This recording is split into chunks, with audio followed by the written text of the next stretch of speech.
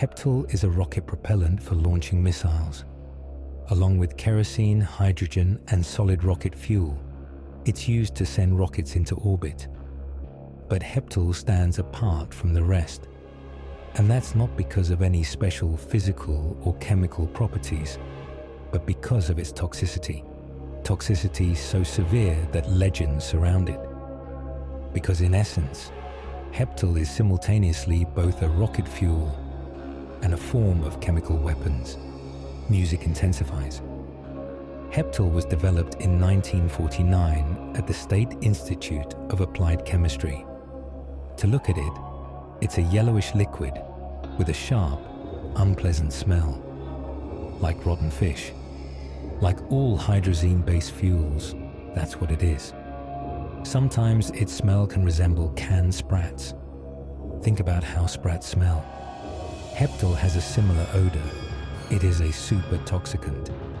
To put this in perspective, 1 drop of Heptyl in a bucket of water already represents a lethal concentration for humans. Pause. In 1972, to dispose of production waste and the Heptyl itself, a decision was made to create an underground storage facility. To do this, 18 kilometers from Mount Salawat, an underground nuclear explosion was carried out.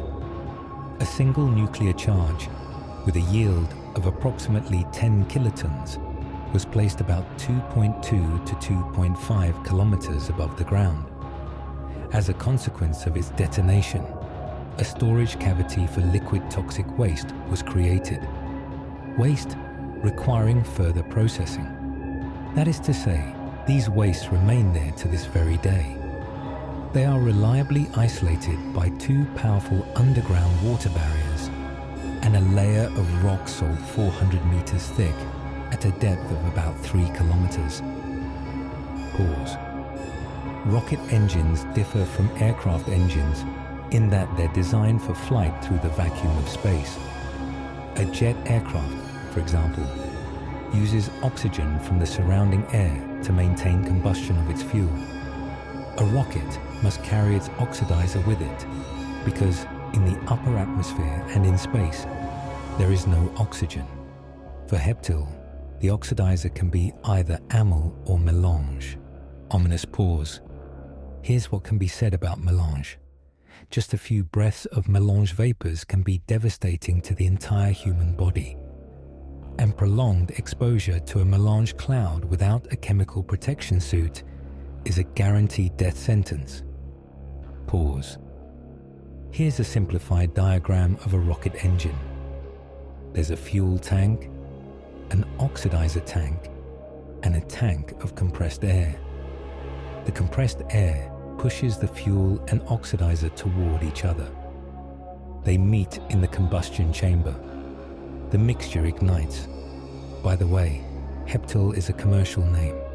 In chemical nomenclature, it's known as unsymmetrical dimethylhydrazine, UDMH for short.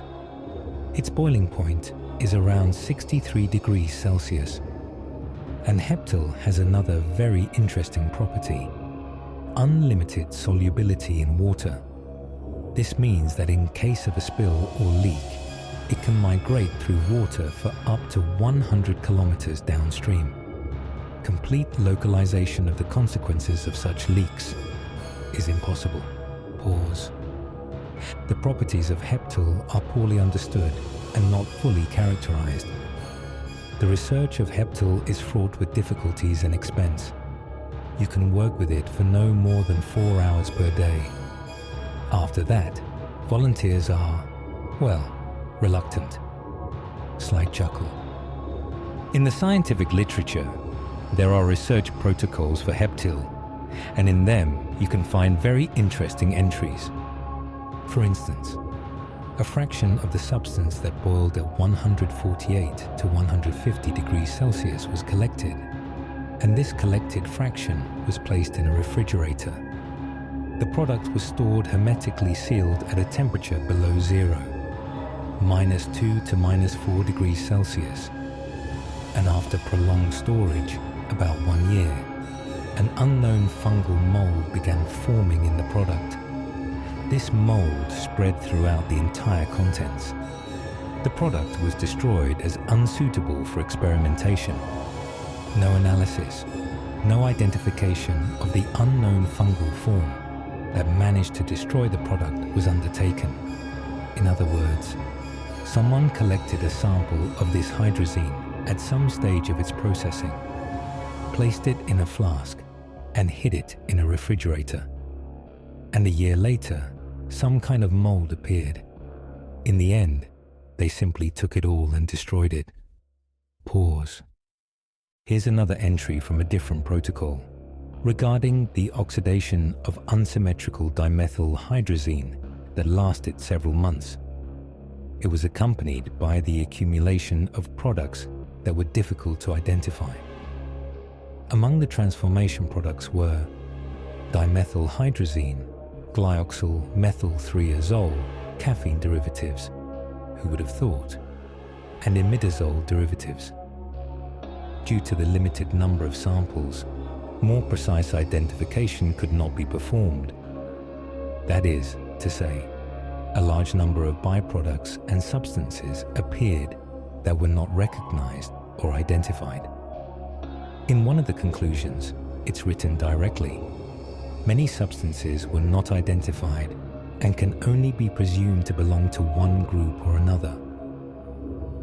Automatic identification against a library of spectra containing 40,000 substances also yielded no results. Pause. Incidentally, the glassware itself, for experiments with Heptyl, had to be produced using special technologies. The annealing of glass tube blanks had to be performed in a furnace with gasless flame gas burners, type 418RN, for 1 hour in a horizontal position. The procedure for processing glass fibers was carried out in 2 stages.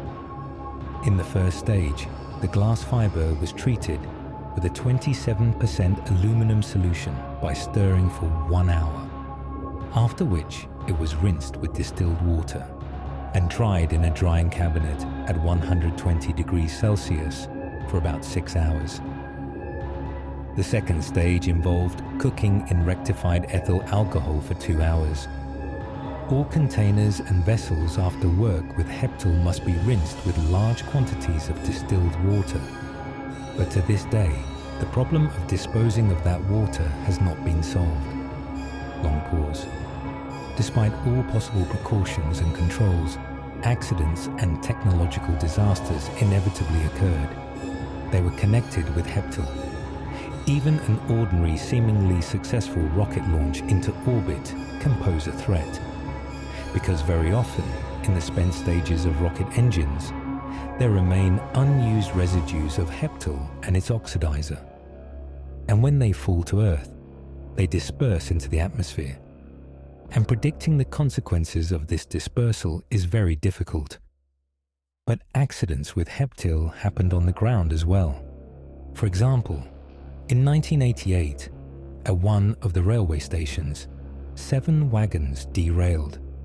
Among them were 3 tanker cars containing Heptyl. One of the tanker cars tipped over. Its opening seal became compromised, and the dangerous substance began leaking at a rate of 100 liters per hour. A chemical contamination zone emerged. In total, about a ton of Heptyl was spilled across the railway bed and collected into a 450-liter container. Specialists extracted 150 kilometers of contaminated soil in which the concentration of Heptyl was 20 grams per kilogram, far exceeding the maximum allowable standard. 100 cubic meters of soil was cut from the nearest quarry and burned. But not all the soil could be destroyed this way. Local residents objected, so the remaining 50 cubic meters were decided to be taken to a sparsely populated area and burned there bit by bit with the help of kerosene. But experience showed that even after repeated burning of the soil, the Heptyl content still exceeded the allowable standard. Then a special long trench was dug, and along the entire length of the trench, a 2-layer polyethylene film was laid. The contaminated soil was layered with active chlorine, and a sign was hung on the burial site. Caution: chlorinated lime waste, do not dig. Pause. Years later, a group of ecologists came to that region and tried to find the site of this burial.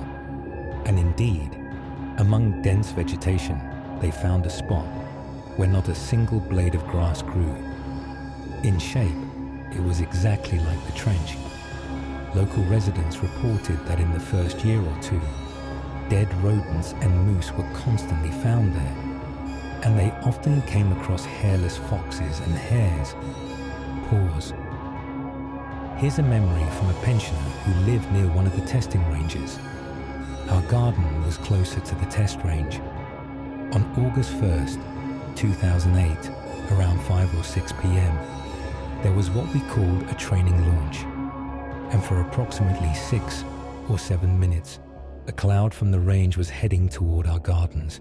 I felt an unpleasant, heavy smell, the smell of rotten eggs, and I started to suffocate, right there on my vegetable garden.